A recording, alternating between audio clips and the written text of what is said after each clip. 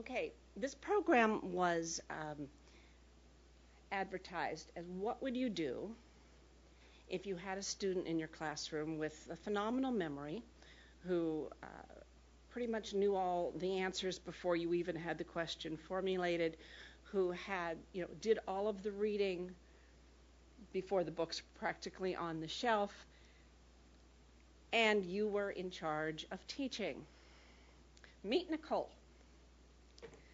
When Nicole was in 5th grade, she did so highly on one of the standardized national tests that you all take, like the Metropolitan or the CAT. She scored in the top percentiles, and that made her eligible to take the ACT score, the ACT test. And so she took the ACT. All day?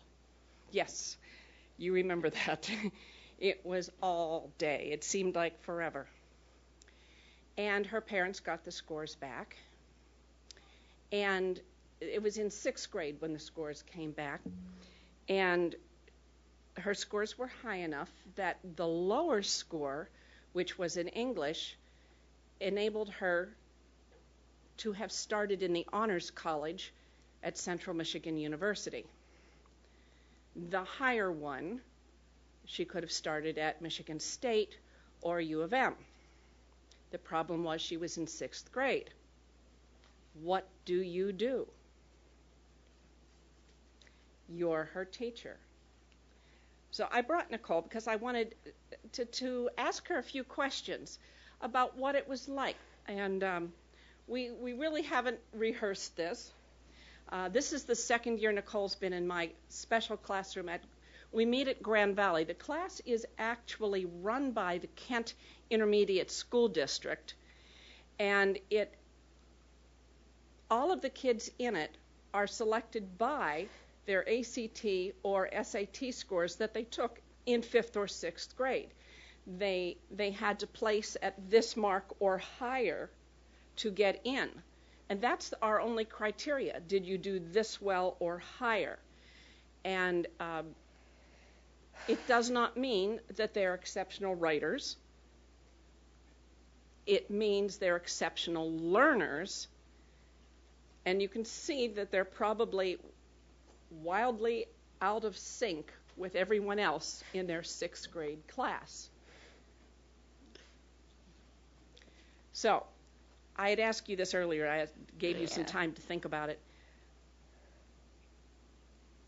Did you ever really notice that you were different from other kids intellectually? Well, I guess I didn't necessarily notice in like a sudden burst of inspiration, I guess. But it was just the weird little things. Like when I was in 5th grade, I had to do a different project about Harriet Tubman.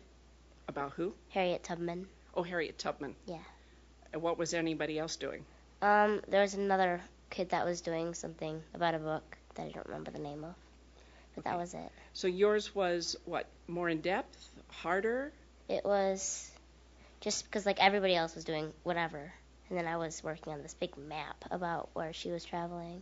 Okay. Yeah. So they gave you something more concrete, more distinct, more definite. And you had a lot less choice? Mm-hmm. Aha. Do you consciously remember reading? Reading? Yeah, I know, I guess. Were you reading when you got to school? No, I think, well, the first time I actually remember like, sitting down and reading would be 6th grade, actually. 6th? With my grandma. Wait, that 1st grade. 1st grade, okay. Gosh, I'm so messed up. Was it like See Puff Run books, or were they chapter books? It was the Dr. Seuss book with my grandma. Okay. And then I was reading. I don't really remember much, but that's the actual one of my... Okay. And then I think 2nd grade, there was this Harry Potter book that was for my cousin, and I sort of accidentally grabbed it and started reading. Okay, so you'll notice we went from Dr. Seuss to Harry Potter from 1st grade to 2nd. It was like that, or 3rd. Okay. This is not the normal primer pattern. Did you ever get a teacher give you a book and then come back and say you were done with it? Yeah. You ever get in trouble with that? They were slightly annoyed because I didn't know what was going on and had a tendency to accidentally blurt out what was happening. Okay. You told me over dinner that you really tried not to annoy your teachers. Bless you. But do you know other smart kids who do annoy teachers? Yes. What kind of things do they get up to? You should know. I need to know, but tell them. Oh, other than just blurting out the answers randomly. Yes? Just like not doing the work necessarily. Because? Because they knew the answers and they were just being rude Mm-hmm. and obnoxious and completely crazy. And this is not only in language arts, is it? No. Where else does it crop up? Math, usually. Like Mhm. social studies and science. Maybe more science than social studies. Mm-hmm. Yeah. It's hard to teach a class when there's someone who's always saying things like, oh, my I mind know. is- Yes, I know, I know, I I do know.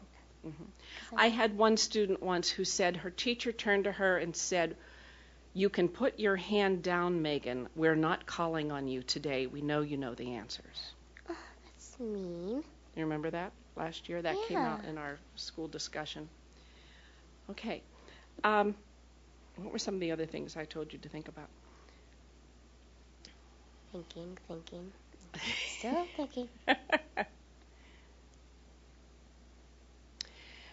Are there things that you enjoy about being very intelligent? Um, Not necessarily like the social stuff, but just like having that slight thing of respect from teachers and like some teachers Mm-hmm. and being able like having a lot bit more leverage. Sometimes like if you have to have a class switched for something, they'll Mhm. try Mm-hmm. to help Yes. it. That's good too. What do you think about the fact that you get pulled out every Wednesday to come down? Do you ever get teased about that? Do you get grief from your peers? No, but some of them don't know what's going on, even though I did it last year too. So I Mhm. have to. It's like getting interviewed every day. Ah. And then some people are like, we weren't at lunch today. I'll be like, it's Wednesday. Oh yeah. And so it's actually nicer. Now, what about the academic load that you get from me? It's not every seventh grader who has to read Faulkner and The Crucible and who has a summer reading list that included read the Old Testament, the Odyssey, and the Iliad. Not that I necessarily think you did it, but it was an assignment. We won't go there. But what do you think of the challenges that you get in ATIP? Are they too much? Are they too hard? Are they just right? It's good, but sometimes people are just lazy or it clashes with other stuff that's going on. Yes, and life is important. Yes, it is. Mm-hmm. Because then you would be dead if you weren't living, right? Right. Right. Okay, do any of you have any questions for Nicole? Nicole is right now an 8th grader and is at the top of the heap until she comes to ATIP, which she shares with 9th graders in the same classroom. The crazy ninth, third graders. Crazy 9th graders who Disturbing. who sit there and think Yeah. that the world Yeah.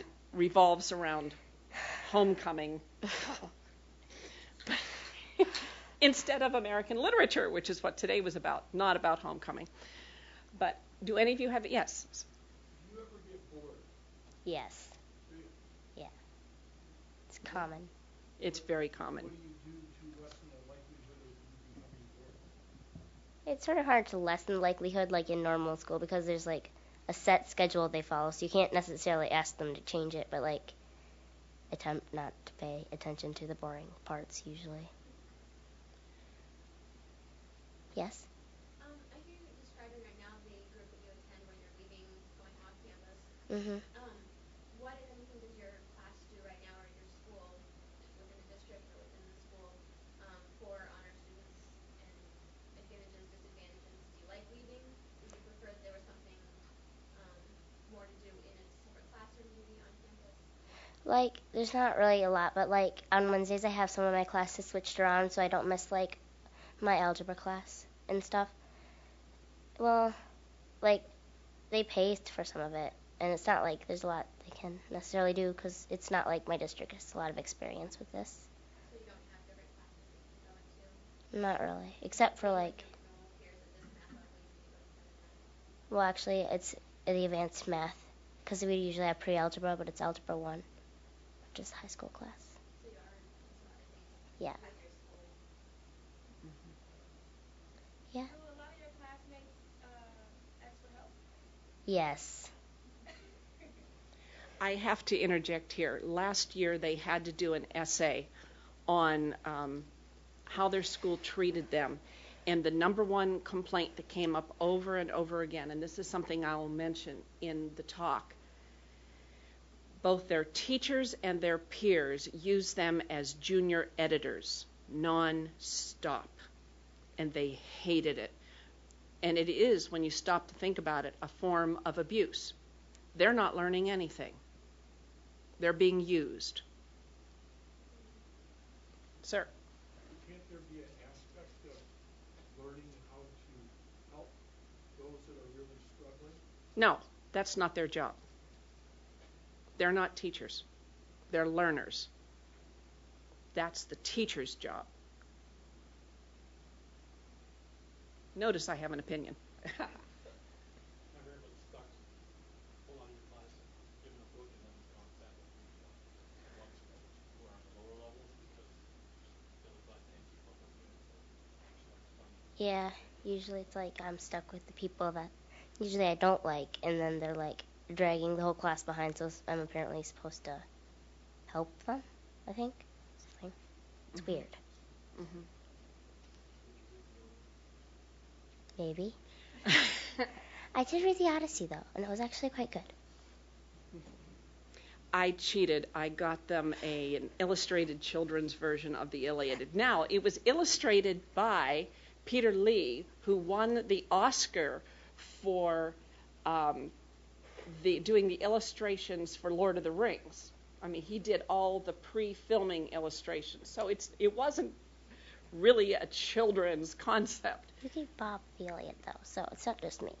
But I did give that to them to read the Iliad so they could go through it faster, so they would have a concept in their mind before they did the Odyssey.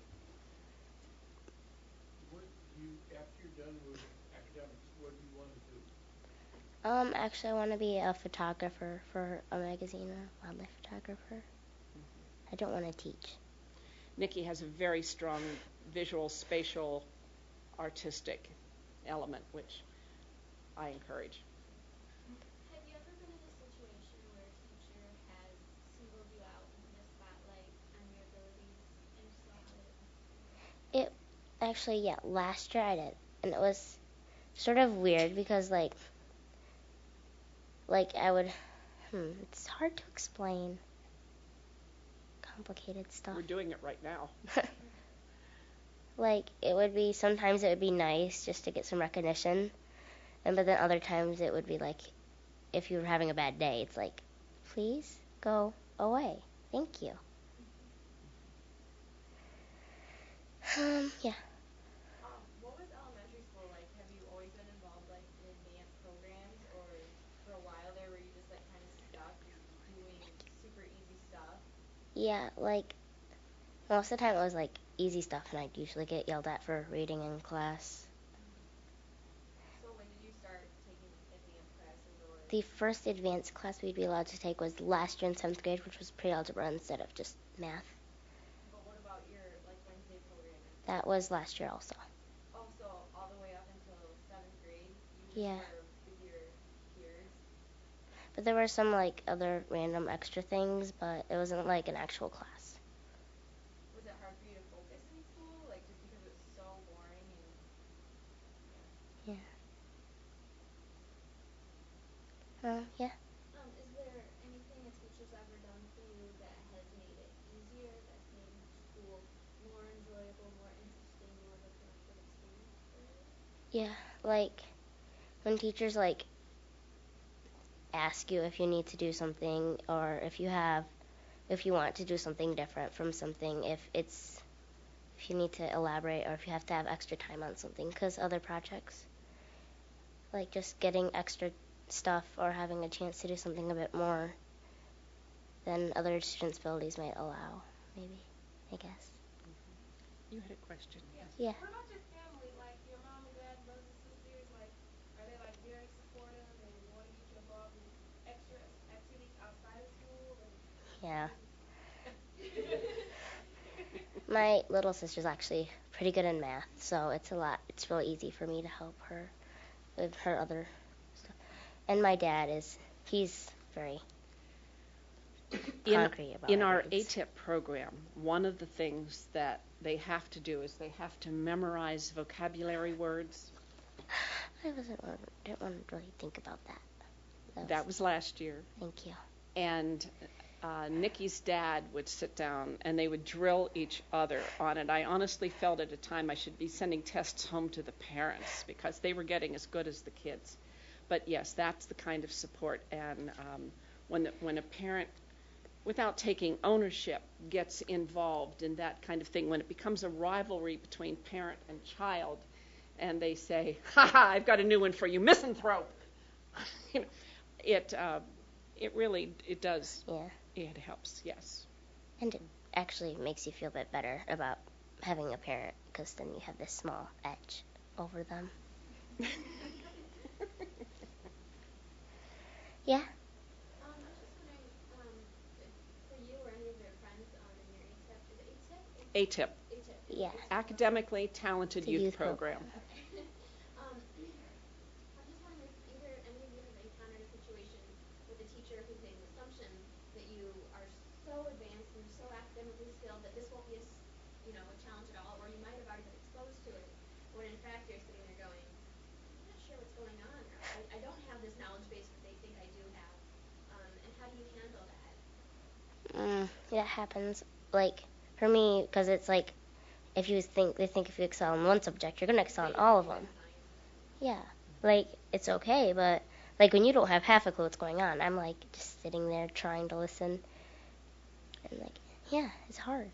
But it's not like, I'll ask, of course. But then there's pride and stuff like that. Sir? What sort of things do you do to kind of like with the peer group that you have when you're with your peers, especially in the advanced classes? What do you do to make sure you don't kind of fall down to their level, staying above their level? That's a hard question. I guess. Like what I'm trying to say is like so like you're so academically advanced. Sorry. But don't fall down to like, since I'm this smart, but they only have to do this much work. Why should I do any more? It's like sort of a competition sometimes. So it's sort of a rivalry between some of my friends. It is. It's fun. Good. Let's meet. Let's use it more. Yeah.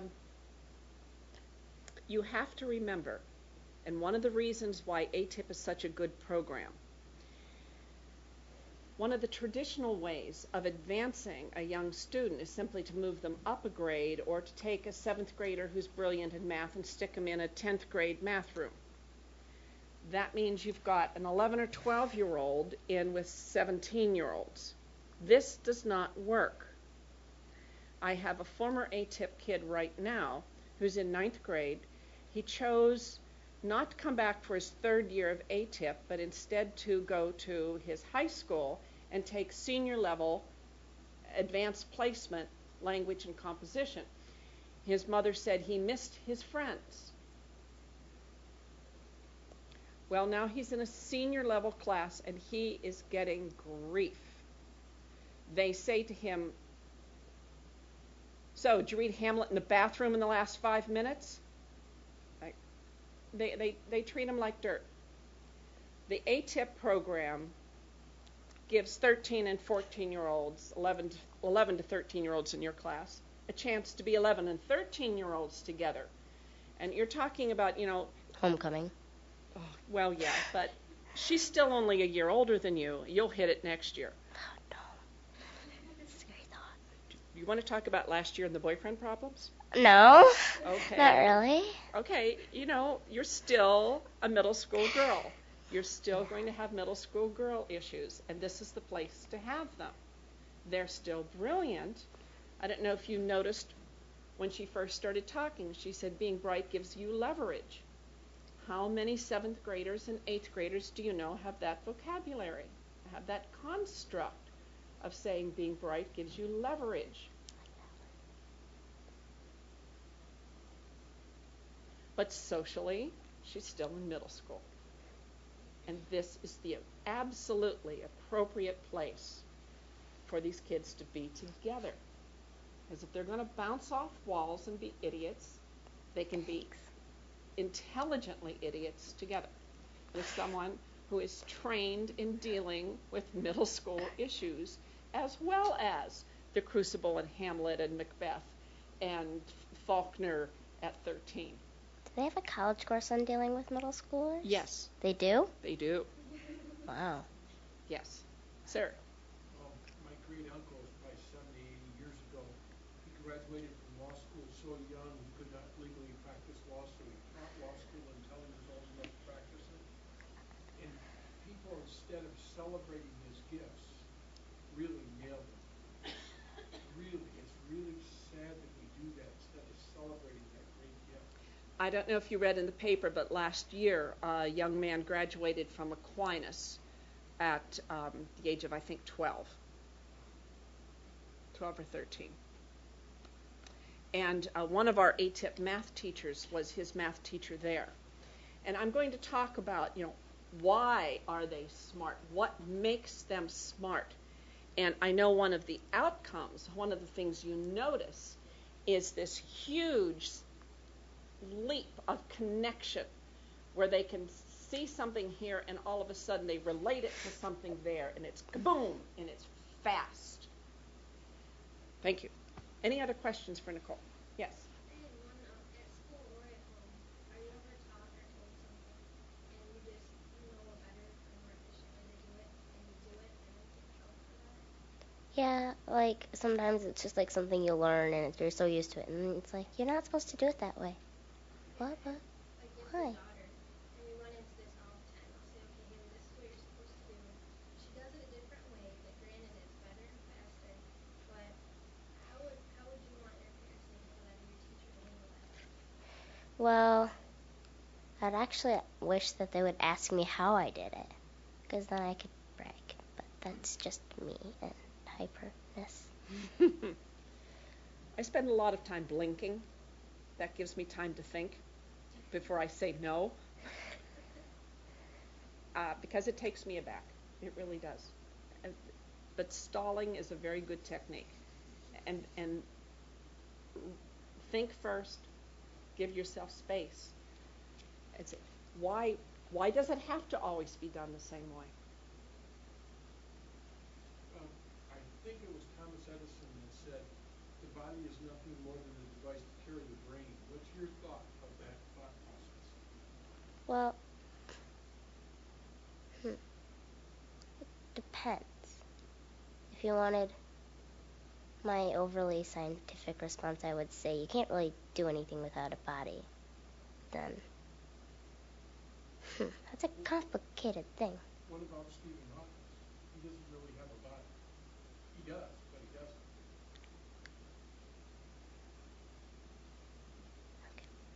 But we consider him limited. In his mind, really? Don't you in some ways consider him limited? I have a really bad learning disability. To have an average mind, I will instantaneously give up the ability to walk. Okay. That's one of the things that teaching the gifted does for me. It changes my perceptions. It makes me question rather than state. It makes you come at things from a different door. It makes you stop and blink rather than saying no or yes. And it's one of the most positive things I can tell you when you teach it with any student is before you react as the law, react as the thinker. Now, there are times, granted, when you have to grab first. You know, the runs with scissors is not an option. But there's a great deal of philosophy that must be thought out before the categoric no and yes. A great deal. You've brought up some very interesting things. Anything else for Nicole before I go on? Yeah. Yes. I myself was in a gifted and talented program decades ago. But I found that the classes that I took, like you said, oh, I got moved up into like algebra instead of pre-algebra. I don't remember anything like that when I was in school. What we did were, I mean, we did things like OM. I don't know if you know, like, I don't know, I think they might have changed it now. It used to be Odyssey of the Mind. I don't know what they're called now. Still think. We did black flight. We did weird, like, it wasn't anything structured per se. It was more like just something definitely different. Like each letter in the alphabet had a number assigned to it. Come up with a 30-letter word that when you only used addition and subtraction, the result came out to be 104. Just really bizarre things. And I'm just curious. I mean, I personally loved it. I loved it instead of sitting there with a textbook and da-da-da-da-da. I'm just curious how you feel. Well, If you would like something like that, or I would, but my school's like very small. Like I live in the middle of nowhere. And so we don't really have a lot of stuff. I'm only the second kid to be in this program. Yeah. So it's not like we have like 20 gifted children come around every few days to visit and say hi. Which brings up one of the most essential things about your job as teachers. You can't depend on the fact that you may be in a lucrative district that can just do a mind sweep and gather up all the gifted kids and put them in a wonderful enrichment program, because you may be the enrichment program. That's the reality in Nicole's classroom. It wasn't until middle school when there was an option for her. Okay, thank you. Can I sit down over there? Or? Yes. Okay. Do you know how to turn this off?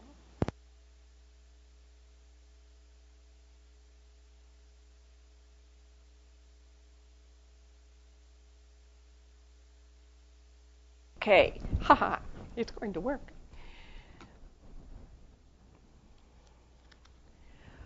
In Nicole's school, which is quite small, she sat and read for the first 5 years.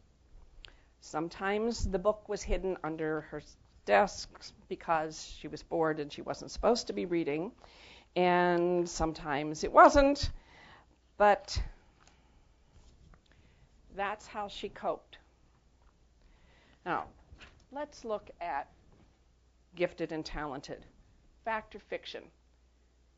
Gifted children are able to challenge themselves and learn at their own pace without outside intervention. Do you think that's true or false?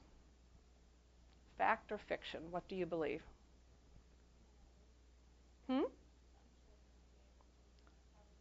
As a general statement, this is what most America believes, and it's absolute fiction.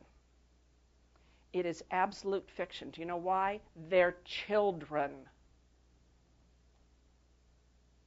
They do not have the mature capabilities of challenging themselves and learning at their own pace. They have to have some concrete instruction. They have to have someone offer them. Now, how many of you grew up reading, let's see, I don't know what your generation did, what was the equivalent of Nancy Drew, but in my generation, there were like 83,000 Nancy Drew books, and we read them like you would eat Skittles. That's not challenge. That's pablum. That's addictive, but that's not even mind candy because they're all exactly alike. And that's what happens to bright kids without challenge. They get caught on something. They don't sit down and say, gee, I think I'll go read the Iliad. They haven't heard of it. Remember, in my generation, we not only didn't have the internet, we didn't have computers, we didn't have calculators. We were using slide rules. Bright kids do not challenge themselves. They do what they've done. How about this one? In a classroom situation, the gifted child gains academically by teaching those less able. Absolutely not. What do you gain by being somebody else's assistant? Do you know what you actually gain? What? Nothing and less. You gain anger. Nicole has a classmate who wrote about the fact that not only did he have to teach other people, but he had to grade all of the homework. And when his teacher finally said, you know, why am I grading homework? Here, Toby, you do it. It was February, and some of those papers had been on the teacher's desk since October. And then, once he got rid of all of the homework, which he did in like a week, he got to clean the teacher's desk out. That is absolute pupil abuse and should have been reported to the principal. Yes, ma'am. I couldn't agree more with what you're saying in that aspect. Obviously, there are extreme situations. I would just like to add, I was in a similar situation myself, and that's one of the reasons I wanted to become a teacher now is because of I did gain something from being in certain situations where it was appropriate. I did gain the ability to instruct others, and I think that it's also important to be able to explain something to somebody else that's going to demonstrate proficiency, no matter what your ability is. So there are certain situations. Yes, there are. And I must admit, a lot depends on your personality, too. And I probably would have done the same way no matter what my academic ability was. If you find yourself benefiting from teaching those less able, that is a positive. But what if you find yourself being manipulated by those less able? But does the gifted child gain academically? I would say yes. Okay. If it's something that they are still in the process of learning, explaining to somebody else is a good way to solidify it own. All right. According to the research, it remains a controversial topic. It does have a development possibility of leadership and social skills. Studies show that the gifted child does not benefit academically in this type of situation, but the author, Myra Weatherly, says she has personally known cases that were detrimental to gifted students over a prolonged period of time. And some of the students in Nicole's classroom were actually livid about being used that way, not just the one I mentioned. Okay, ability grouping is harmful and unnecessary. Now, let me give you a personal illustration of this one. When I was a gifted and talented coordinator in a small school district to the north of here, I went into a middle school situation and was talking about the fact that I would like to have a cluster group, once a week pull out the 2 or 3 kids from this class, that class, so that we would have a group of about 10 that one of the teachers then could do some intense enrichment with. And I was told that ability grouping was harmful, that it caused ego problems, and that it caused also elitism sensations in the kids that were left behind. That's what my colleagues told me there. Now, is that fact or fiction?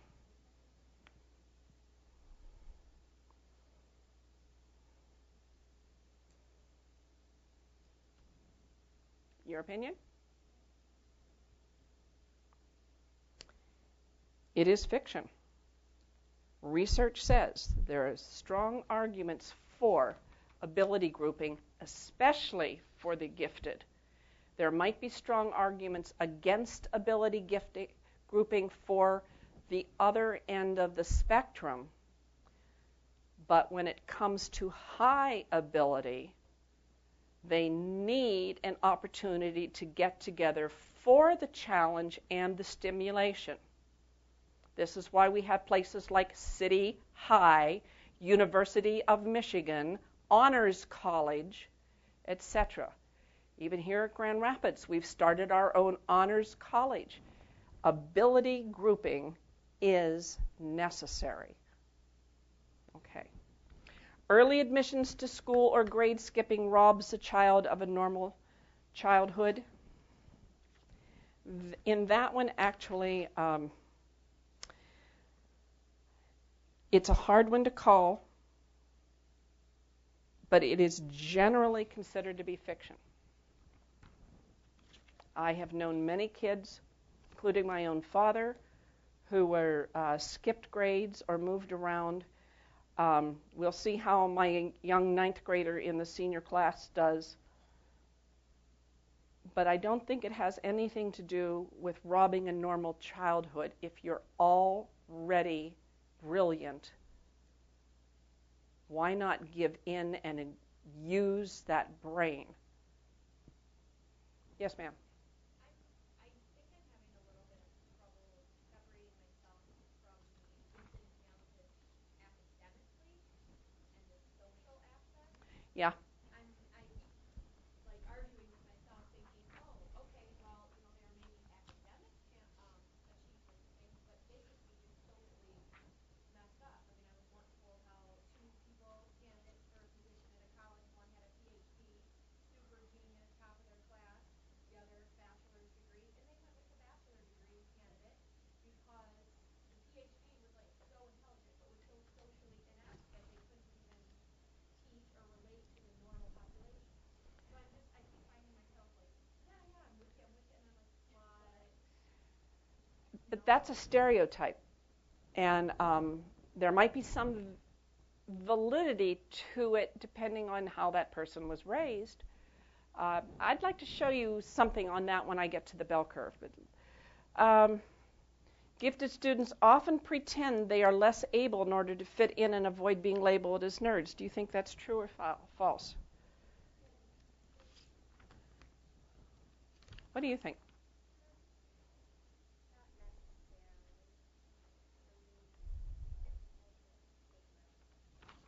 Research says it's a fact.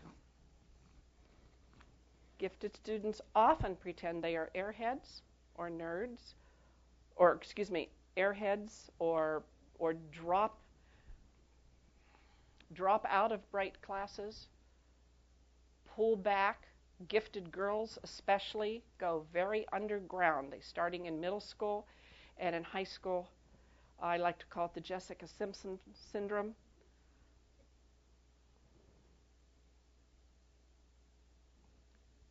In order to avoid being seen as smart. It's not every young actress who ends up with a PhD from Yale, like Brooke Shields. Okay. Gifted children are gifted in all school subjects? No. And back in the 60s, that used to be the law.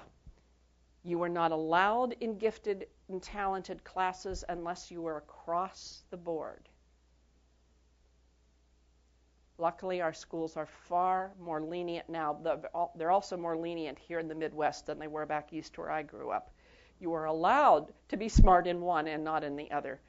But that's a misconception. This idea, gifted children are better adjusted, more popular, and happier than average children, actually came out of the early studies on IQ from the Tierman study and the Stanford Binet study on IQ. It was done strictly with, let's say, let's call them Aryan children. The Tierman study followed a group of children who were identified when they were 10, and he followed them till they were in 35.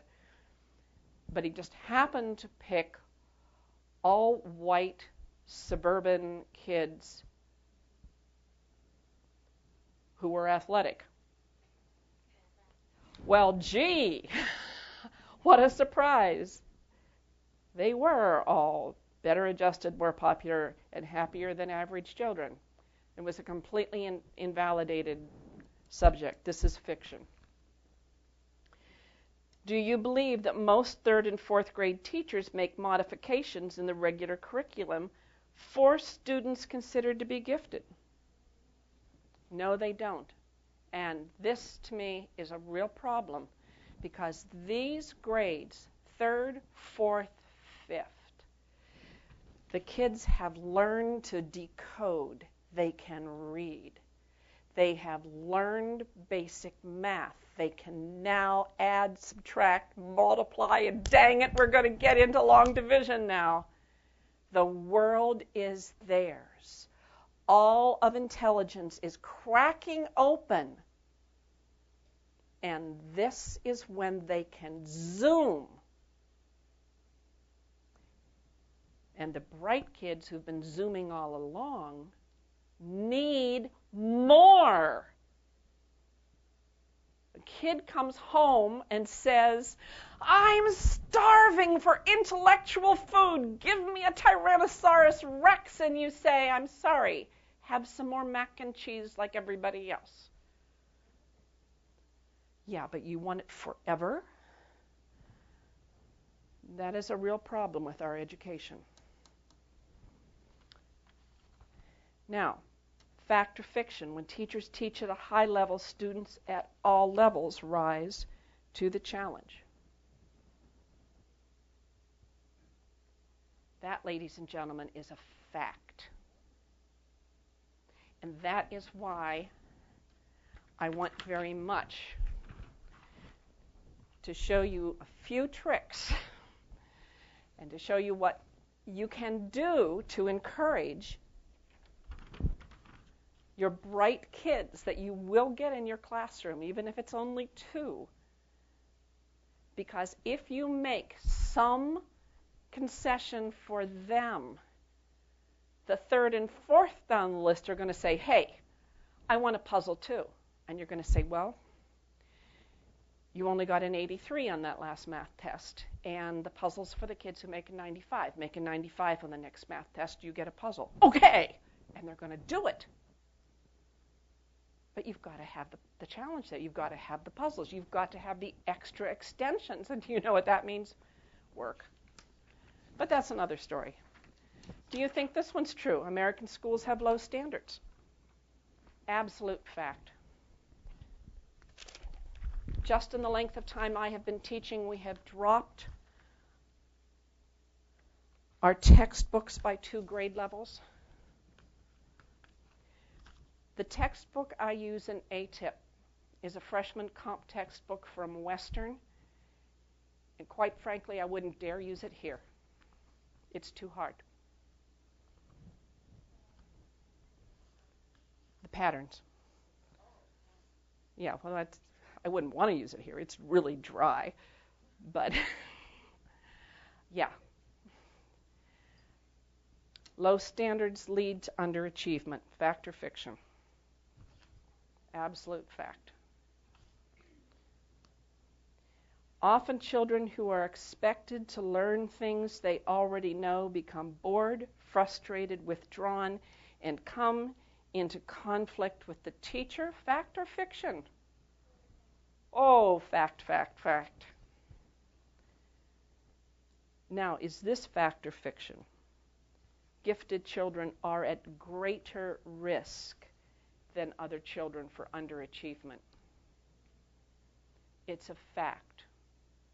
We are a nation of underachievers, but when you stand up here compared to here, and you both go to there, who's underachieving more?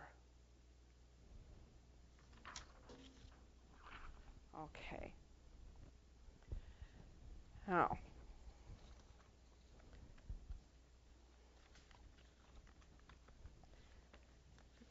it's not like I don't have stuff.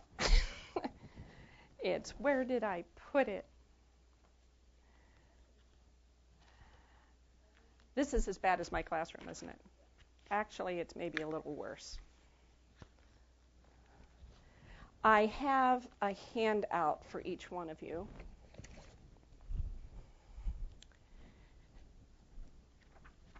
because last time I gave this talk, they said, we want handouts, we want information, we want all kinds of stuff. So I do have some. This includes the characteristics of gifted and talented children and possible associated problems.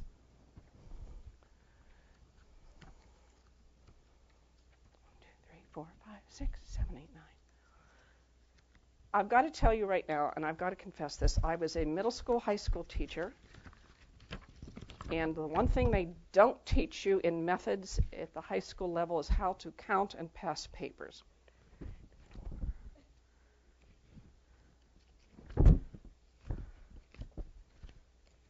Okay, all right.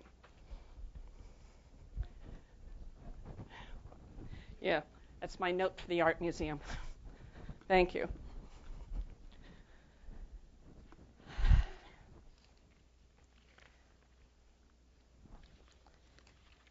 Okay.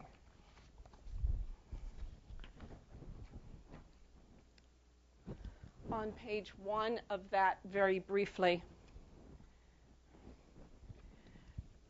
these are the characteristics of the gifted: verbal proficiency, heightened curiosity, very persistent, concentrate on tasks for extended periods, hyper focus. Please don't think that you cannot have gifted with learning disabilities. That is a very common thing. And please don't think you can't have gifted with ADD or ADHD, because although not common, that does happen. And one of the beauties of ADD is hyperfocus. Try adding ADD hyperfocus with gifted hyperfocus, and you have a kid that you better not interrupt when he is busy, because he will kill you. Okay?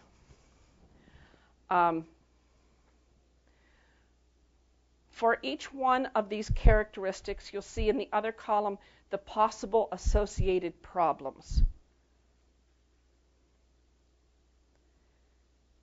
And I wanted you to have this. They are very, very real. I don't want to spend a whole lot of time reading you the handout, because I think that's kind of a waste of my expertise, but I wanted you to have it. Okay?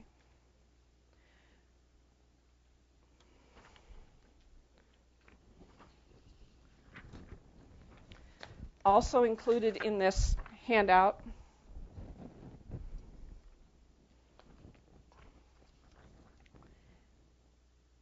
are indicators of superior ability, because one of the things people are going to do, a parent is going to come to you and say, I think my child is gifted. And you're going to look at this kid who's sucking his thumb, sitting in the corner, and you're wondering if he's peeing his pants, and you're going to say, oh no. So you're going to have to overcome perhaps a natural bias on your part to see what is the intelligence and how to find it out. You're not allowed to give an IQ test. I'm not even sure the schools give them anymore in the general sense. Your school psychologist can come in, but I'll tell you quite frankly, they are so busy, they don't give IQ tests for bright kids anymore, the school districts. They only do them for the kids who need the IEPs. And then they're testing, the lower level, and you'll have to fight for the right to give a bright kid an individual IQ test on the school's buck. So you need to learn what the indicators are of superior ability. Yes, the parent will tell you, oh yes, they're bright all the time. That may not be true. And you don't want to wait until 5th grade so they can take the ACT and have it normed by the Midwest Talent Search. That's really too late to prevent underachievement. You know when underachievement starts showing up? 3rd grade. Up until then, they can cruise on their own, but 3rd grade is when everybody else starts catching up, and the bright kid starts floundering without the encouragement, the resources, the nurturing that is needed in the classroom. They need it starting day 1 in 1st grade. They need those extra challenges, extra assignments. Wow, you know all of these problems. Well, don't do the other 30. Go do this instead. They don't need to do 30 identical problems if they did the first and the last one correctly. That's my opinion of math anyway. And then Table 2 suggests best practices for curriculum for high-ability English language learners. And then these are the sources of these tables. You'll notice, those of you who are language arts people, that those sources are in APA. I don't translate APA well. Here is another. This is the kind of checklist that is used for lower elementary and is also very effective to give to parents to look over, as well as observers in the classroom.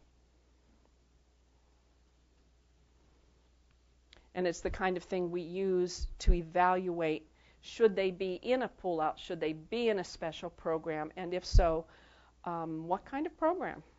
So that's something. This, by the way,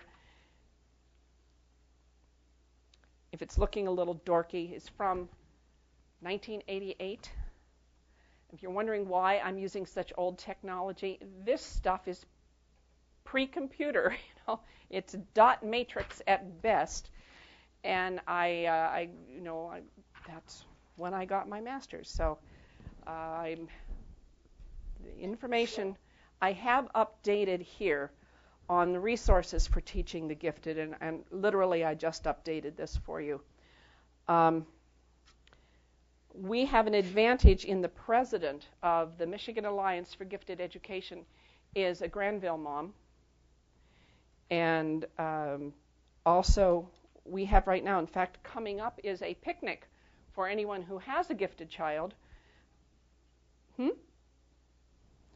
So you can contact Susie Brown, and if you would like to go to the picnic, it's coming up in a couple of weeks. And she would be very happy to hear from you. This is a very, very active parent and teacher advocate group. Dr. Dorothy Armstrong is the reason why ATIP meets in the Eberhard building. We have something like 34 schools from across Kent County send students every Wednesday. We have 70 students involved, and I must admit most of them are involved in the math program. We only have about 30 involved in language arts. It's a 3-year program for each. Algebra and pre-algebra are the year 1 for math, and then they go to geometry and then functions, statistics, and calculus for year 3. But remember, we start these kids in middle school, and they take all of their high school math or all of their high school language arts with us. So when they're done, if they started in 7th grade, 8th grade, 9th grade, they're done in 9th or 10th grade. They've had all of their high school credits. What do they do then? Then they go to college, and the school district pays for it. And we have kids from all over Kent County, even small districts like Nicole's, or huge districts that have big honors programs of their own, like Forest Hills or East Grand Rapids, still have kids that are above their own honors level, and they bus them in to the Eberhard Center.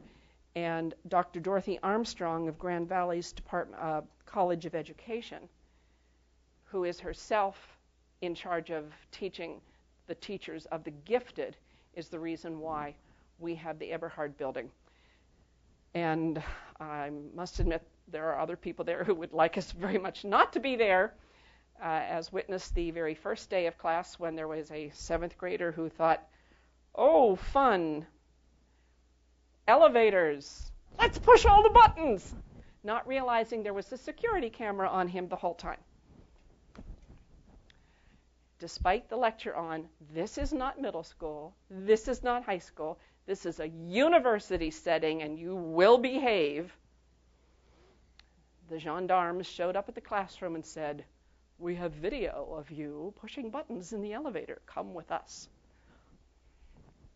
I grinned inside. I didn't like him. Okay. Books, organizations locally and statewide.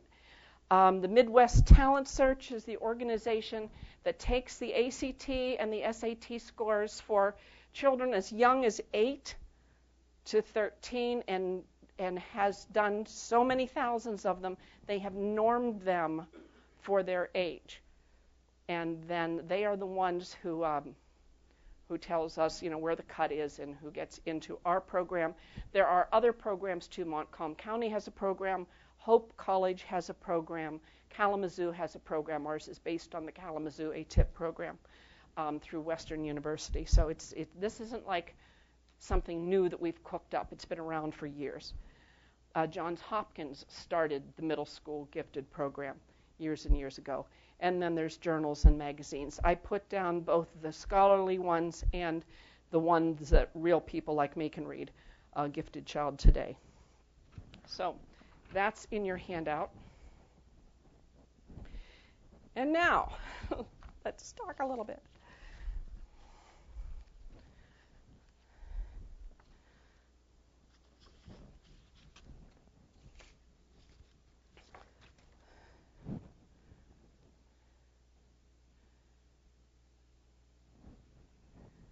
So what's IQ?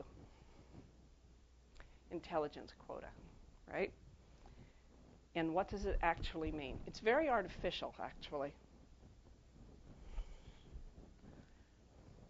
This is the infamous bell-shaped curve.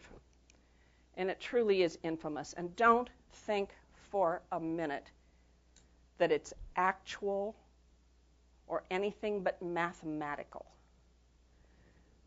Weschler devised an IQ test. There was one before that, the Stanford-Binet, before that by Tierman. These were invented, first of all, by the Army to identify the best officer material, to separate the ones who decide where the cannon's going to fire from the ones who get fired on.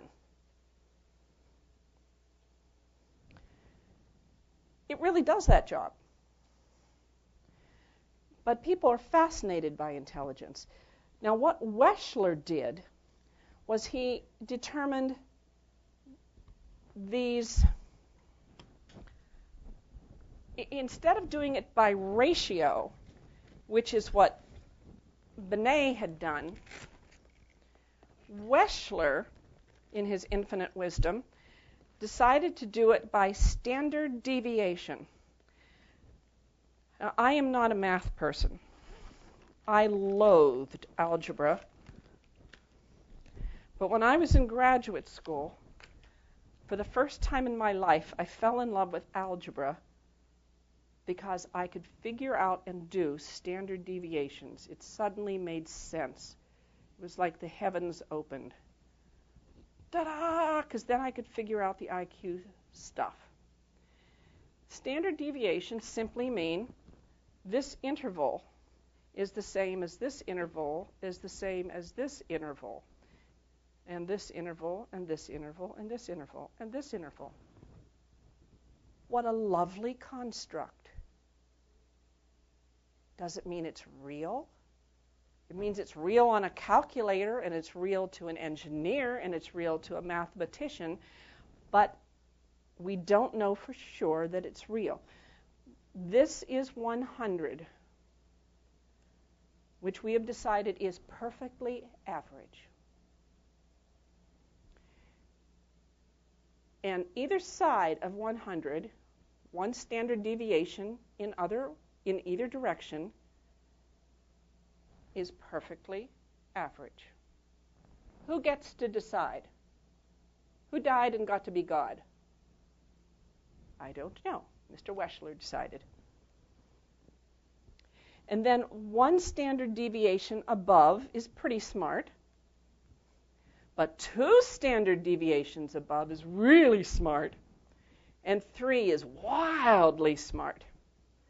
Like 1 standard deviation below is pretty not smart, and 2 below is Forrest Gump, and 3 below is hopeless. Now, they used to have names for them. Imbecile, moron. That's where these names came from. They were not meant to be pejorative. They were actually descriptors. Do you know what the real name should be? It should be fast, faster, fastest, slow, slower, slowest. That's all they should be, if they should be anything. Because what it really is it's all about the brain cell. It's all about the neurons. This is a neuron.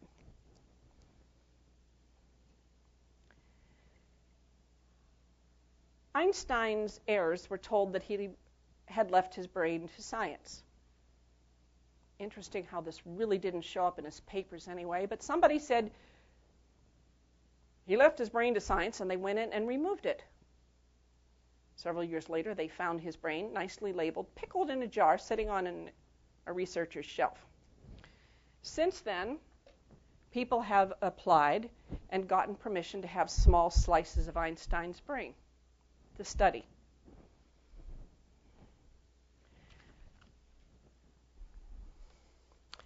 In the 1980s, one study was done that revealed that the smartest man we know of in our century, what was the big difference in his brain? He had more glial cells on his neutrons. That meant, I don't know if you can see it, this green area around the long red stem.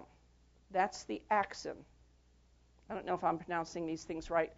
I never took a science class where anybody said anything. So my pronunciation is probably, I learned everything kind of like by reading. So I have no idea how to say these things. But what we found out about Einstein was his neurons had a deeper layer of myelin. They were more myelinated than the average brain cell. Now, what the heck does that mean? What's the use of the myelin on a brain cell?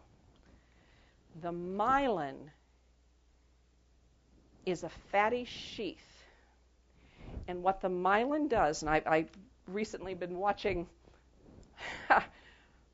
there's an animated feature on a British website that shows you how the brain, the energy pulses from here where it comes in to there where it leaves, and how fast it goes. It has to travel down here, and it kind of goes like a wave. I don't know if any of you have ever made dough, but if you squeeze one end of a tube of dough, it kind of squirts out the other end, and it's like that. How fast it goes depends on how well it is myelinated. The thicker the myelin, the faster that electrical impulse goes. What they have found is bright people have more myelin.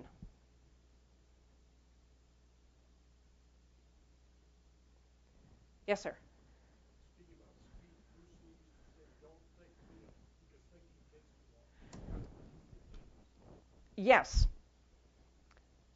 I think that's probably right. That's one of the reasons why we train people. That's why men make, and many, forgive me for saying something, I don't mean this to sound sexist or anti-feminist, but men have faster reactions, and in many ways that makes them better drivers.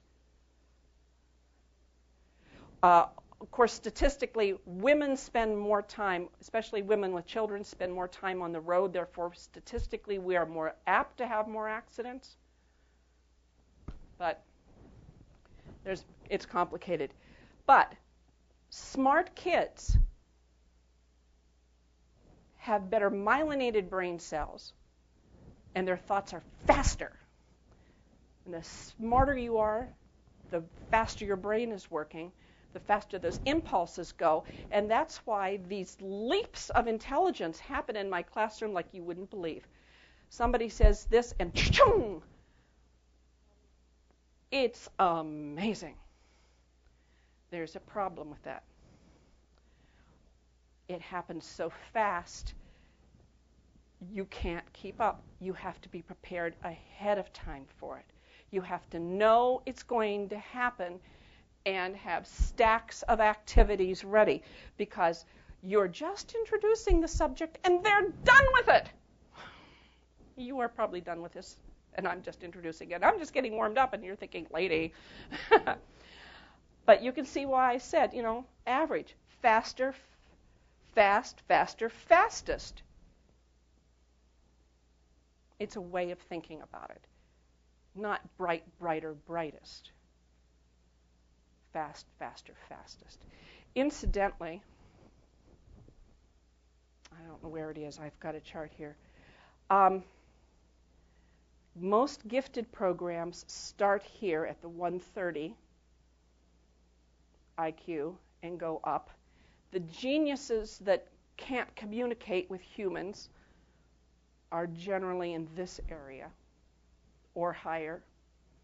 Marilyn Savant is out here, but she's a professional journalist. She communicates beautifully, so that kind of weighs against that. And although they don't touch here, the line does extend, but by the time you get out here, we're in hundreds of tenths of hundreds of percentage points, not 2%, but on and on and on.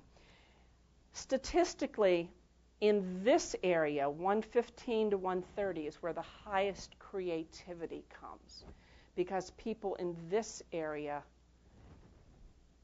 sort of like the kids in 3rd, 4th, and 5th grade, they have all the equipment and they can do it all, but they're not overly burdened.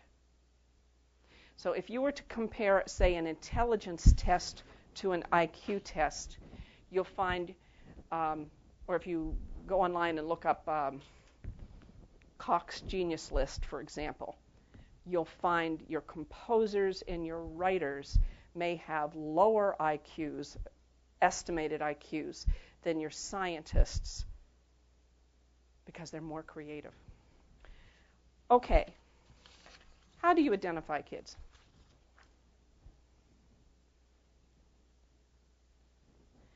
This is a portion of what's called the Otis Lennon School Ability Index. This is a paper pencil test that you can give to a whole school at the same time. This one is about a 1st grade level, it has to be higher than that because it's reading. I honestly don't, it's not marked here. It's level F, that doesn't tell me anything. A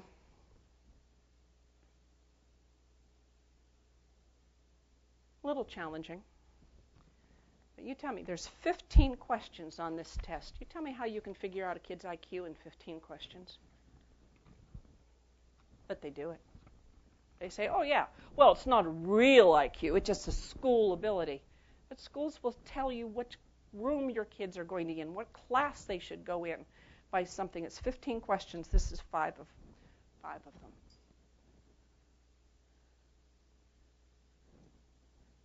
Okay, what's the right answer?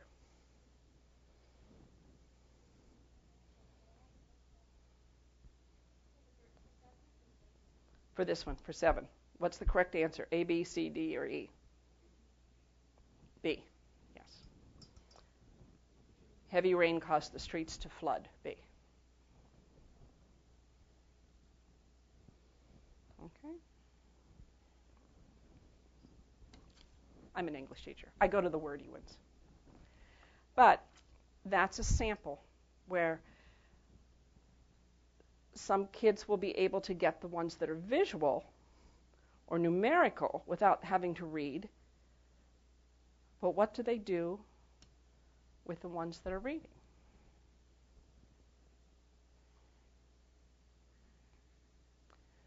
This is one of the reasons why IQ tests and school ability tests are considered to be racially biased, and also English as a second language biased.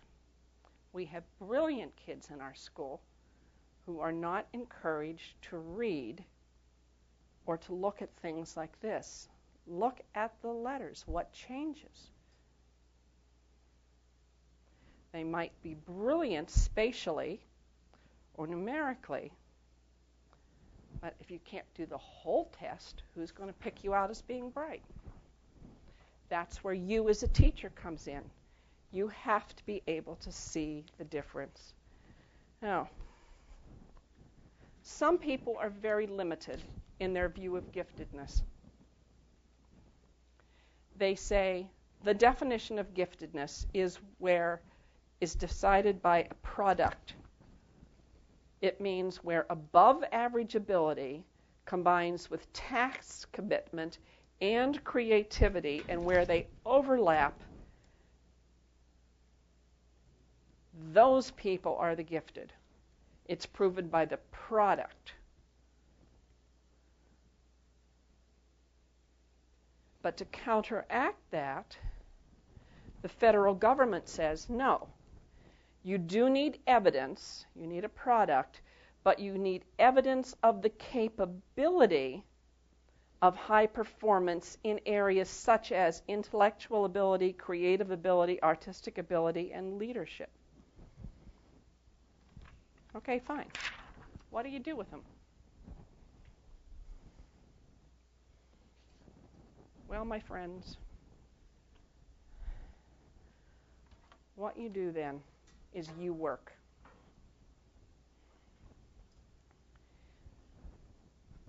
I have here something that looks like a graduate school project.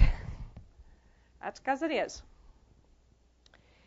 And when you are student teachers, you're going to be doing something like this in every single class you take, every single methods class. Smile when you do it, because they're useful. This is taking a single novel and breaking it down across curriculum and by Bloom's level into different projects that a kid can do. So that instead of just reading the book and writing the book report, you can say, okay, now show me that you've figured it out by reading the book, and then you tell me that you're interested, you're kinesthetically intelligent, so you're like really into sports. Okay. Fine, figure sports. I want you to design an Olympics for 3 species. I want you to tell me how you are going to develop fitness in a weightless situation. I want you to study the effects of the journey in a spaceship that was taking place in an absolutely spherical spaceship. Okay? You're interested in art and architecture. The 3 different species in the book had 3 different very unique body types. Build me a model home for each one. What do you have to do? You have to analyze the book, but you have to also look at the design for the humans there. Well, what else? Who has to think out all those things? You do. The one thing, I'm looking for the stack of, this impossible stack of Bloom's questions that I wrote to go along with that, but it doesn't matter.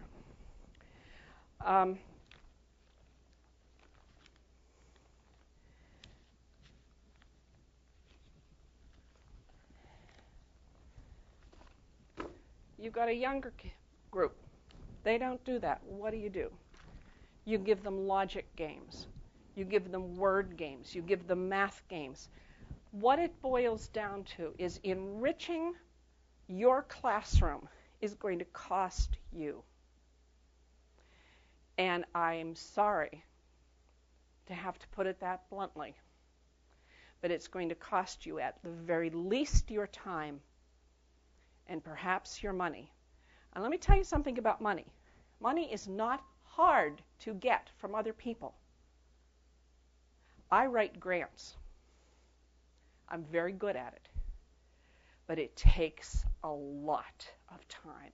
First, you have to find them, and you don't get them unless you write absolutely beautiful prose and read the instructions so that you know what you're writing them for, and you write them correctly, not just in grammar, but so that you're writing the right appeal to the right people.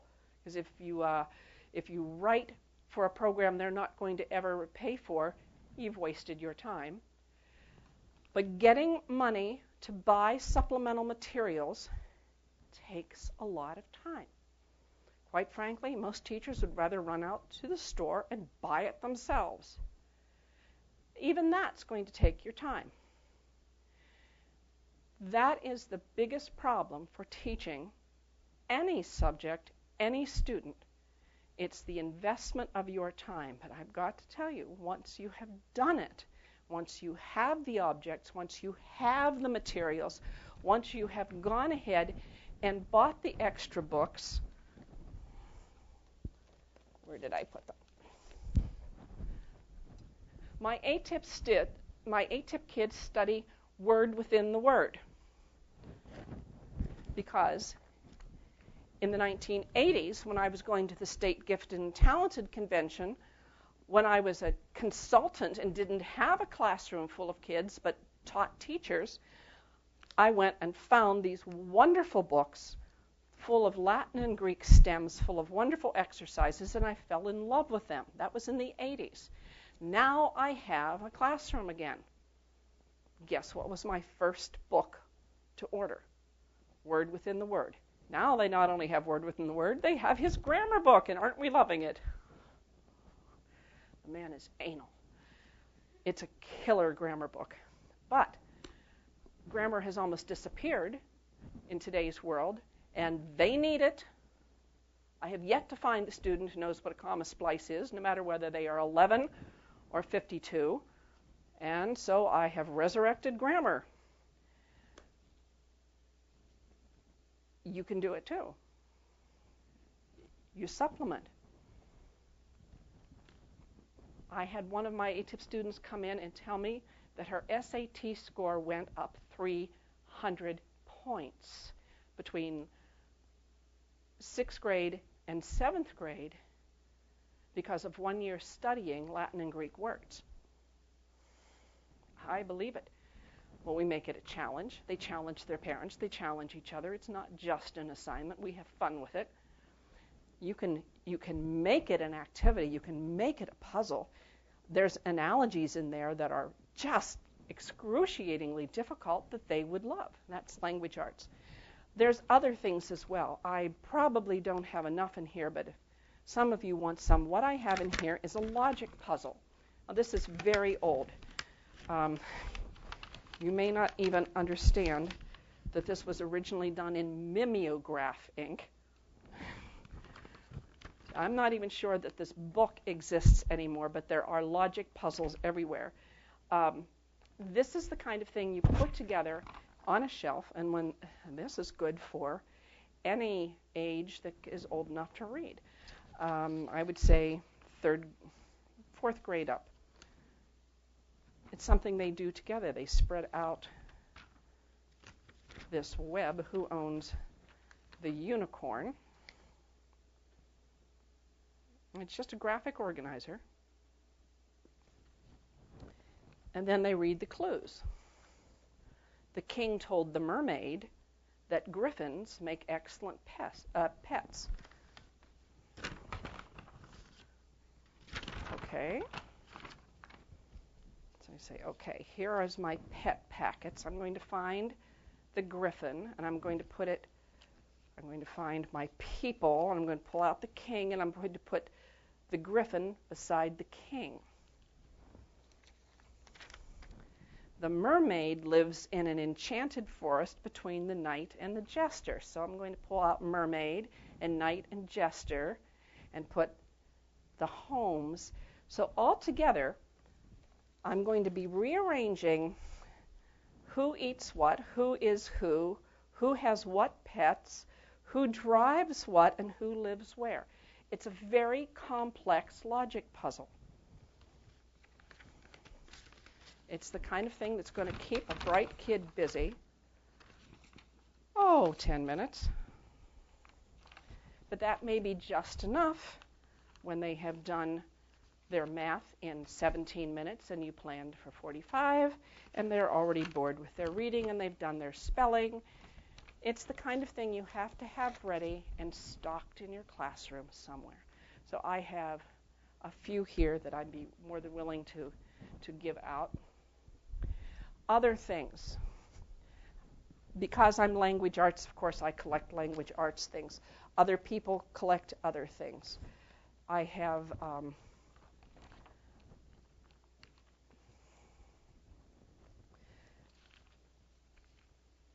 given talks, whole talks on why you should do your lessons in units, whole units of thought, rather than in single lessons.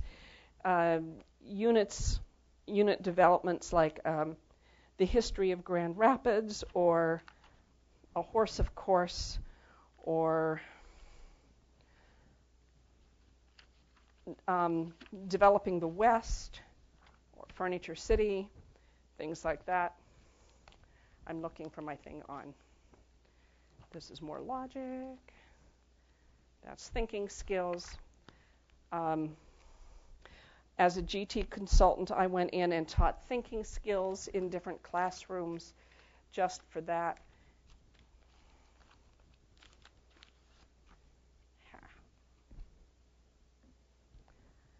One of the difficulties I have is I get overly prepared because I'm afraid I might run out of material.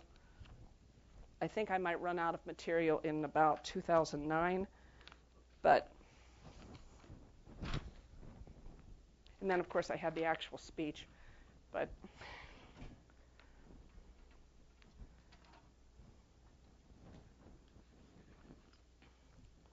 you've seen things like this, but the biggest problem is they are consumable and kids go through them too fast. But you need to have hundreds of things like this. Physical, manipulative things are good too. Actual puzzles, actual toys. Math puzzles are wonderful. But you're not alone. You may feel like you're alone your first day in the classroom. But as soon as you get an assignment from a school district, you talk to two people. You ask your district who is the head of your math or head of your language arts department, depending on what you are teaching. And then you find out what intermediate school district you are, and you call the consultant for that area. And you find out what those people already own that they can give you. Because you would not believe what the ISDs and what the consultants have sitting on shelves that you don't have to buy. Don't think you have to invent the wheel. I know when I was GT consultant at Northview, we had hundreds and hundreds of dollars of bins of math. Oh, there's some kind of stick that the kids manipulate and do with games, and they are constantly new. I have sets of tangrams and the puzzle figures that could entertain a kid. It doesn't have to. I mean, it could be science, it could be math, but it was something to do when they had proved mastery. And remember, not when they had finished. When they had proved mastery of whatever they were working on, let them go. The reward for getting done is never more work. It should be a better challenge. It should be fun. It should be something not boring. It should not have to be sneak under your desk with the book you brought from home and try not to cause problems. You're going to need lots of stuff. And it's going to take time to find it. And yeah, that is your responsibility. But you are not alone. School districts and ISDs do have people. As you go through school, every single methods course will probably have you make something. Don't toss that off as a worthless assignment. Really concentrate. What could you use that's going to extend the life and lessen the boredom of some poor kid, always do more than you're being asked, not less. Because you're bright enough to be here too. I know you are. Sir? I hope you never lose the passion for what you do. Also, I sincerely don't ask you this to challenge you. I ask you to learn your thought process. Please. You talk about young, brilliant kids need nurturing and people that function in their academic and intellectual level. Again, I don't challenge, I'm asking to learn. What about a guy like Leonardo da Vinci? There was no one in his realm to nurture and to challenge him. What's your thought process there? If we believe Dan Brown, he did have peers, just not of his level.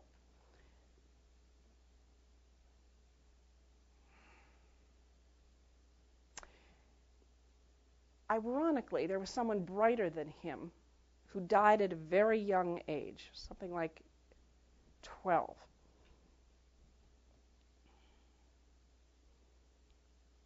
You're not that bright in a vacuum. People knew. And they came and they adulated. One of the tendencies of bright young people is that they prefer the company of older people. They don't like people their own age. Well, I can't say they don't like, but they really like being with adults. And I'm just guessing here, but I have to think, especially in the case of Leonardo and other Renaissance figures that were from a background where they are in many ways self-educated, but someone helped with that education. They had to have had someone else to spark ideas with. They weren't in a vacuum. The person that I have the most heartbreak over was a young man about 15, 20 years ago. His name was Dallas, and at MSU.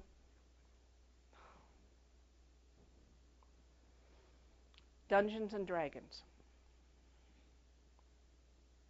Went into the tunnels under MSU and did not come out. Suicide.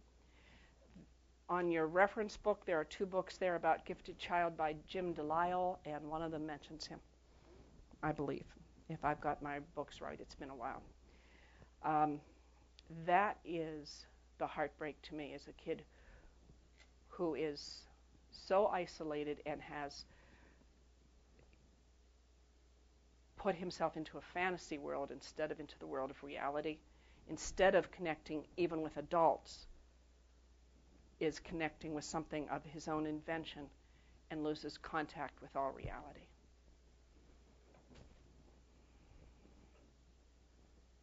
Leonardo didn't. Okay? Thank you so much. And you're right, I'm never going to lose my passion. I'm 61 and going strong. Thank you.